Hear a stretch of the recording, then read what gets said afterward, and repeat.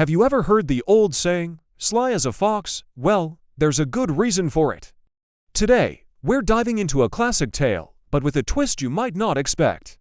This is the story of a very clever fox, a seemingly ordinary chicken, and a farm that was about to get a serious shake-up. Our story begins on a peaceful little farm, nestled in a green valley. The sun would rise, the rooster would crow, and all the animals would go about their day.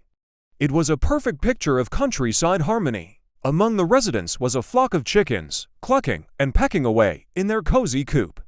And among these chickens was one named Henrietta. Now, Henrietta wasn't your average chicken. While her sisters were content with scratching for worms and gossiping about the farmer's new boots, Henrietta had a spark in her eye. She was observant. She noticed things. She saw how the barn cat would stalk mice, how the sheepdog herded the flock with precision, and how the farmer cleverly fixed a broken fence with just a bit of wire. She was a student of the world around her, always learning, always thinking. Life was good, but just over the hill, in the dark woods, lived a fox named Reginald. Reginald was known throughout the valley for his cunning. He was sleek, silent, and had a reputation for being the most successful chicken thief in the county.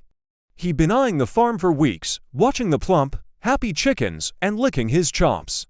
He wasn't just hungry, he loved the thrill of the chase, the challenge of outsmarting the farmer. One evening, as twilight painted the sky in shades of purple and orange, Reginald decided it was time. He had a plan, a brilliant plan, he thought. He wouldn't just rush in.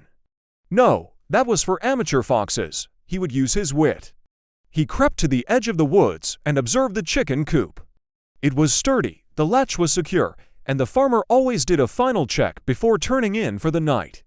A direct assault was out of the question, so Reginald decided on a different approach: psychological warfare. The next day, he sauntered casually near the fence, not looking threatening at all.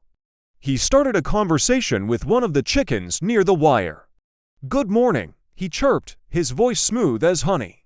"Lovely day, isn't it? I was just admiring your beautiful feathers." "You must be the most well-cared-for chickens in the whole valley." The chicken, flattered, clucked back a thank you. Reginald continued this for several days. He'd share news from the forest, tell funny stories about squirrels, and compliment them endlessly. Slowly, some of the chickens started to see him not as a predator, but as a charming, sophisticated visitor. They started to let their guard down. "He's not so bad," they'd cluck to each other. "He's really quite interesting." Henrietta, however, was not fooled. She watched from the back of the coop, her sharp eyes missing nothing. She saw the way Reginald's gaze would linger a little too long on their plump bodies. She noticed how his charming smile never quite reached his eyes. While her sisters were swooning over his compliments, Henrietta was studying his tactics. She saw he was creating a false sense of security, slowly eroding their natural instincts. She tried to warn the others, "Don't you see what he's doing? She'd say he's trying to trick us. He's a fox," but the other chickens just laughed. "Oh, Henrietta, you worrying too much," one of them clucked. "You're just jealous because he hasn't complimented your feathers." Disheartened, but not defeated, Henrietta knew she had to do something. If no one would listen to her, she'd have to outsmart the fox herself. Henrietta began her own preparations. She observed Reginald's routine. He always appeared at the same time, from the same spot in the woods. He always tested the same section of the fence. He was clever, but he was also a creature of habit. And Henrietta knew that habits could be exploited. She started collecting things. A few shiny pebbles here, a long piece of stray twine there. She even managed to nudge a small, forgotten hand mirror near the edge of the coop. The other chickens thought she was just being eccentric, building a strange nest. They had no idea she was setting a trap. The night Reginald decided to make his move finally arrived. A thick fog rolled into the valley, providing him with the perfect cover. The chickens were all asleep, lulled into a false sense of security by his weeks of charm. He had managed to find a weak spot in the fence, a place he could dig under with just a little effort. With a grin, he began to dig. The soft earth gave way easily. This was it, dinner time. He slipped under the fence and crept silently toward the coop. The door was latched, just as he expected, but he had a plan for that too. He'd brought a thin, sturdy twig to jimmy the simple lock. He was just about to insert it when a strange noise caught his attention. A soft, rhythmic tapping. He froze, his ears twitching. The sound was coming from the side of the coop. Cautiously, he slunk around the corner. And there, in the dim moonlight filtering through the fog, he saw the most peculiar sight.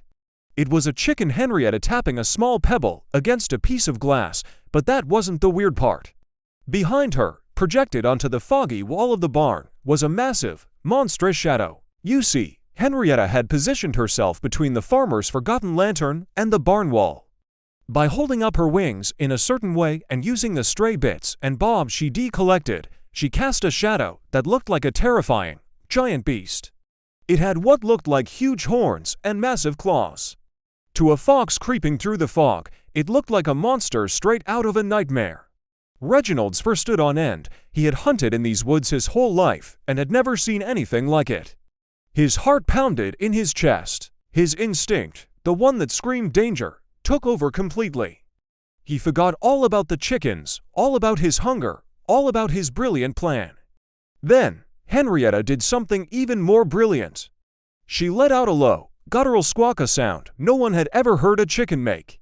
It echoed eerily in the fog, sounding like the growl of the shadow monster. That was it for Reginald. He yelped, a high-pitched, terrified sound, and turned tail. He scrambled back under the fence, not caring about the noise he was making, and sprinted back into the woods as if his life depended on it.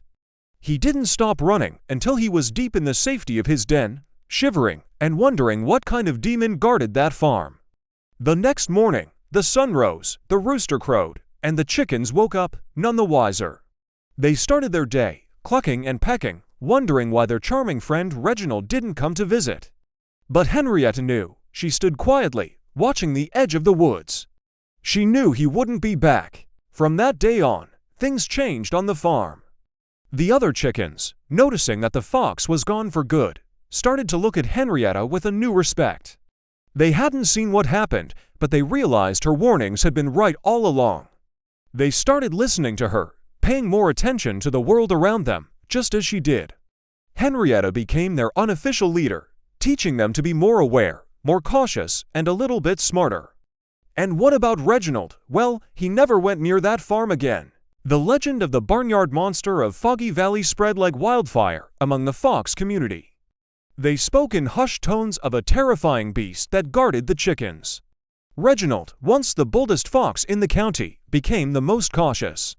He stuck to hunting mice and rabbits, and if he ever saw a chicken, he'd give it a very, very wide berth. So, what's the takeaway from Henrietta's story? It shows us that true strength isn't always about size or power. Sometimes, it's about observation, cleverness, and the courage to think differently. Henrietta couldn't fight the fox head-on, so she used her brain. She studied her opponent, understood his psychology, and used his own expectations against him. She proves that even the smallest among us can achieve great things with a little bit of wit and a whole lot of courage.